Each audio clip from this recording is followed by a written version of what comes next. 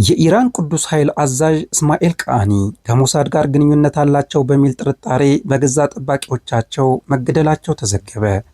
ኢራን ውስጥ እየተከሰተ ባለው አስደንጋጭ ወታደራዊ መዋቅር መፈራረስ መካከል የግዛቱ ሊቅ የቅዱስ ኃይል መሪና የተገደሉት ቃሲም ሱሌማኒ ተተኪ የሆኑት ብርጋዴር ጄኔራል እስማኤል ቃኒ በገዛ የሪቮሉሽናሪ ጋርድ አባላት መገደላቸው ተነግሯል።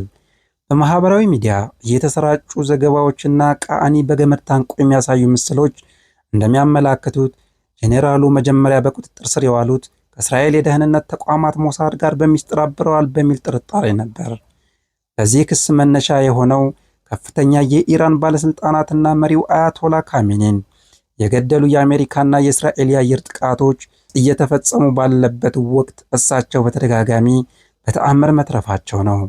በተለይም በመጋቢት 1 ቀን እንደ አውሮፓውያን አቆጣጠር በካሜኒ አቅራቢያ በነበሩበት ወቅት ከተፈጸመው ገዳይ ጥቃት ማምለጣቸው በቴህራን የስልጣን ክበቦች ውስጥ ከፍተኛ ጥርጣሬን ጭሮባቸዋል።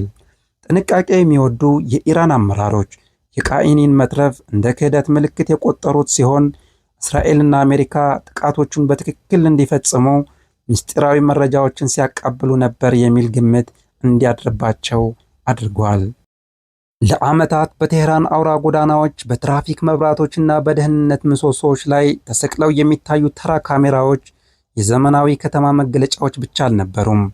አዳዲስ የወጡ መረጃዎች እንደሚያመላክቱት ከሆነ እነዚህ ካሜራዎች የኢራን ከፍተኛ መሪ የሆኑትን አሊ ካሜኒን ኢላማ ያደረገ የሰፋ የድብቅ ስለላ መረብ አካላት ነበሩ። የእስራኤል የስለላ ተቋም በኢራን እምብርት ውስጥ እጅግ የተራቀቀ የደህንነት ዘመቻ ሲያካሄድ መቆየቱ ተገልጿል። በዚህ ዘመቻ እንደ ሚሳኤል ያሉ ግዙፍ የጦር መሳሪያዎች ሳይሆኑ ጥቅም ላይ የዋሉት የከተማዋ የዳታ ወይም የመረጃ ፍሰቶች ናቸው። ሰርጎ ገቦች የቴህራን ሰፊ የትራፊክ ካሜራዎች መረብ በመስበር እያንዳንዱን ምስል በቀጥታ በሺዎች የሚቆጠሩ ኪሎሜትሮችን አቋርጦ ቴልአቪቭ ወደሚገኙ የመረጃ ማዕከላት እንዲተላለፍ ማድረጋቸው ተዘግቧል። የእስራኤል ተንታኞች የእነዚህን ካሜራዎች ምስል ለረጅም ጊዜ ሲያጤኑ መቆየታቸው ተነግሯል። በተለይም በፓስተር ጎዳና አካባቢ የሚገኘውና የከፍተኛ መሪው ቢሮ የሚገኝበት ስፍራ በካሜራ እይታ ስር ወድቆ ነበር። በዚህም የጥበቃ ሰራተኞች መኪናቸውን የት እንደሚያቆሙ፣ መቼ እንደሚመጡና እንደሚሄዱ እንዲሁም የደህንነት ጥበቃው በየቀኑ እንዴት እንደሚለዋወጥ ዝርዝር መረጃዎችን ሲሰበስቡ ቆይተዋል። ከካሜራዎች በተጨማሪ የሞባይል ስልክ መረቦች፣ የመገናኛ ዘዴዎችና ዲጂታል መረቦች ተጠልፈው የከፍተኛ መሪው የዕለት ተዕለት እንቅስቃሴ የሚገናኟቸው ሰዎችና ጥቃት ቢሰነዘር ሊሸሸጉባቸው የሚችሉባቸው ቦታዎች ጭምር ተለይተው ታውቀው ነበር። የኢራን ከፍተኛ ባለስልጣናት፣ የሪፐብሊካን ጋርድ አዛዦችና የፖለቲካ አማካሪዎች በቴህራን በሚገኝ ጥብቅ ጥበቃ የሚደረግለት ግቢ ውስጥ ስብሰባ በነበራቸው ወቅት ጥቃቱ ተፈጽሟል። በመጀመሪያ በምሽት እንዲካሄድ ታቅዶ የነበረው ጥቃት በኋላ ላይ በጠራራ ፀሐይ እንዲሆን ተወስኖ ጠዋት 12 ሰዓት በእስራኤል አቆጣጠር ተጀምሯል። የእስራኤል ተዋጊ ጄቶች በ60 ሰከንዶች ውስጥ ሶስትና ዋና ኢላማዎችን በመምታት አሊ ካሜኒን ጨምሮ 40 የሚጠጉ ከፍተኛ ባለስልጣናትን መግደላቸው አንድ የእስራኤል ወታደራዊ ባለስልጣን ለአሶሺየትድ ፕሬስ ገልጸዋል። ከሟቾቹ መካከል የሪፐብሊካን ጋርድ ዋና አዛዥም እንደሚገኙበት ተነግሯል። ይህ ጥቃት ከመፈጸሙ ጥቂት ወራት ቀደም ብሎ በመስከረም ወር 2024 ሞሳድ በሊባኖስ በሂዝቦላ ታጣቂዎች ላይ በፔጀር አማካኝነት ተመሳሳይ የቴክኖሎጂ ጥቃት መፈጸሙ ይታወሳል።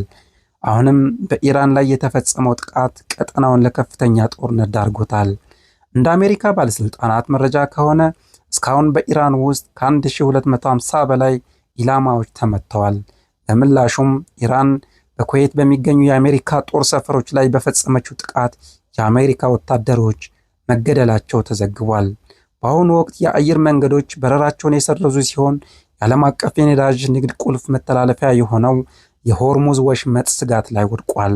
ይህም የነዳጅ ዋጋ እንዲንርና የዓለም ገበያ እንዲረበሽ አድርጓል።